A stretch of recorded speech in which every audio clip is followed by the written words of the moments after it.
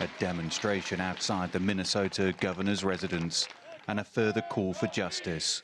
No justice, no peace. Among the demonstrators, Tashira Garraway. Like I told him, I just want my friend's life to matter. That's all I want as a black woman. I just want my life to matter. Tashira recently formed an organization, Families Supporting Families Against Police Violence. In 2009, the body of her fiancé, Justin Teagan, was found in a recycling center after he fled a police stop.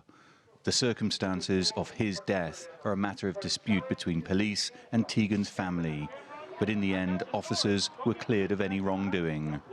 Tashira says more families are only now wanting to tell their stories. The only reason why it's coming out is because of George Floyd's story. It set a platform for the rest of the families to come forward. During the protest, there was an altercation as Tashira asked for this policeman to leave. He did. Following the death of George Floyd, the Minnesota Department of Civil Rights launched an investigation into the Minneapolis Police Department. It will focus not only on Floyd's death, but also other potential abuse cases. Ashley Quinonez's husband, Brian, was shot dead by police last year.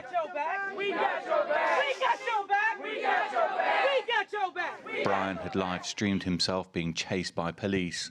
When he got out, he was shot multiple times. Ashley is calling for major police reform across the U.S. I don't think that the protests can stop until they at least acknowledge what's going on in America, because we're out here to create the change that has been needed for years.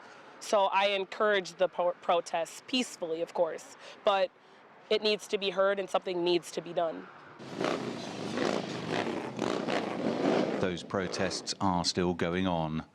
George Floyd's death has shined a spotlight on police brutality, and there are many families that still want answers. Dan Williams, CGTN, St. Paul, Minnesota.